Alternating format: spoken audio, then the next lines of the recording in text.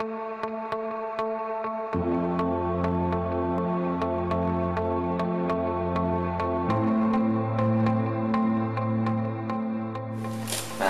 the recent 5+5 summit, Malta reiterated its commitment to fulfill what it sees as its vocation of promoting stability and dialogue in the Mediterranean.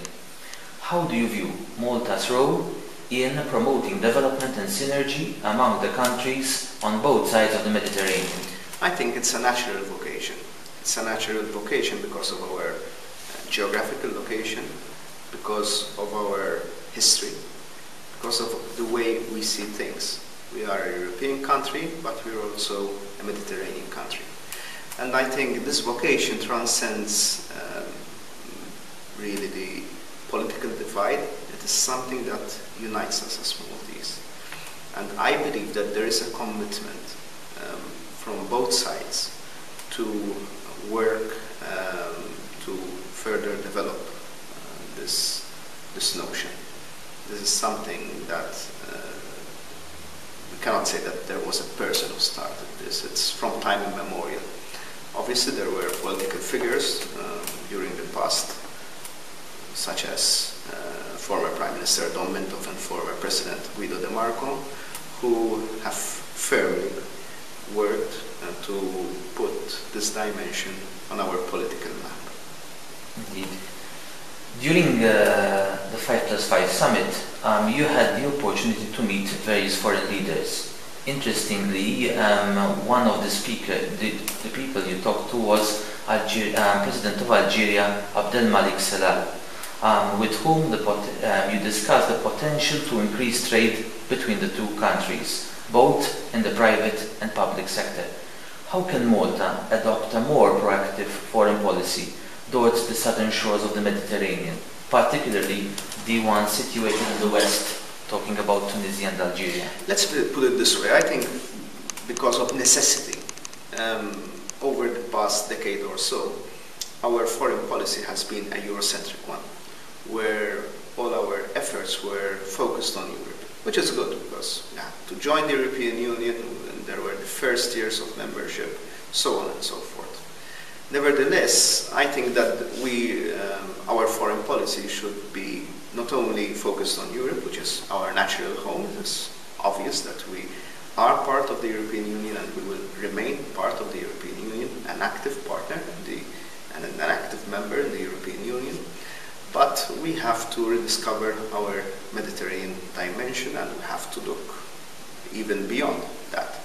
That is why as a Labour Party we are we are determined to have not only a person who is responsible for foreign affairs, but a person who is responsible for European affairs. That will free up our Minister for Foreign Affairs to focus more, amongst other things, on the Mediterranean vocation of Malta. You spoke about my meetings with various leaders. Those meetings included a meeting with the Algerian representatives. I thought it was a fantastic meeting indeed. And one thing that I think we should work in a very pronounced manner on during the next few years is to foster the ties with our Mediterranean partners. The Mediterranean is for us Libya, yes, but it's for us Egypt, it's for us Tunisia, it's for us Algeria, it's Morocco. That means more direct links, and that is where the strategic element of our Malta comes in. I think there is a market for not only our national airline, but a market for our companies, our business people in those countries. And I think we are natural partners for Algerian companies, for Moroccan companies, for other companies. And that was the gist of our meeting, which I thought was a tremendously positive one. That also takes us to another point, which shows the drive of the party towards the Mediterranean. In a recent address in Morocco, Professor Edward Cicluna spoke about the need for a Mediterranean investment bank. To what extent does the PL believe that such a bank would ensure better development in the region itself? I think what Professor Julian was saying points at the direction that Europe and the Mediterranean must work in a closer manner, and the fact that economic development is paramount to the well-being of all the people in the Mediterranean. But it should not be limited just to business.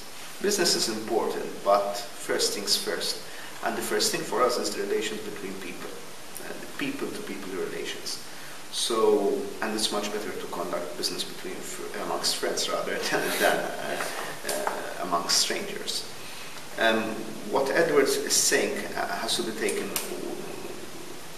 on the background of a situation where, unfortunately, most of the trust of European policies, when I say European, I say the European Union as a whole, over the past years have not produced the results one would have expected or that were promised.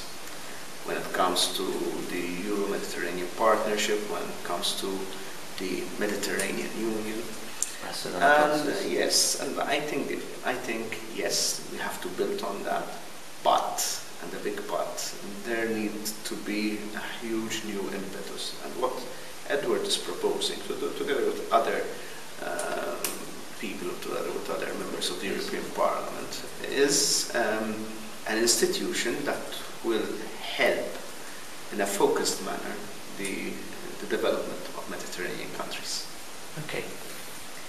On the 12th and 13th October, the Parliamentary Assembly for the Mediterranean held its 7th plenary session, for which we also attended.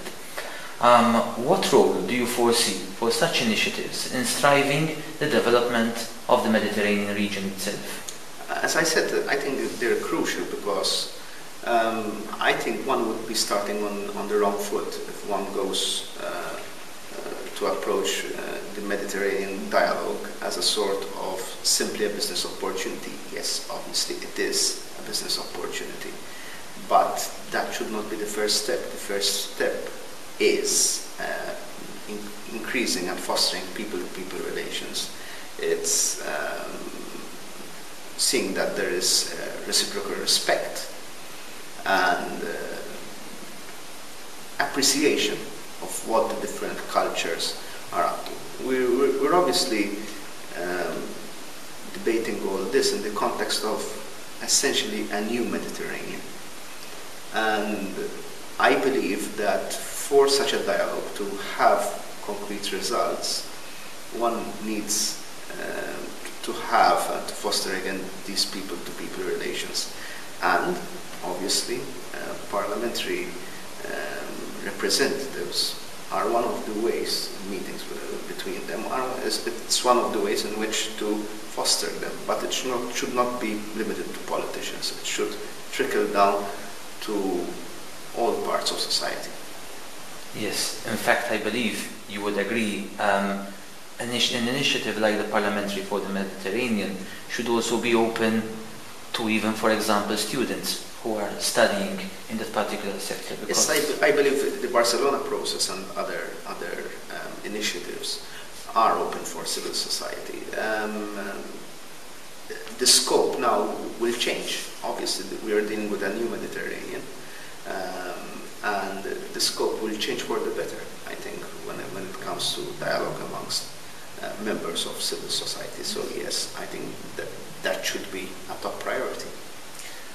Dr. Muscat, I thank you very, very much for this short interview, but definitely it will shed more light on what is the vision at the end of the day of the Labour Party, but even of Malta, where potentially it will go in the next years to come. And definitely the Mediterranean, as it's unfolding, is a key priority, and therefore this sheds a lot of light on what is going to happen. Thank you very, very much for this interview. Very well. Thanks indeed.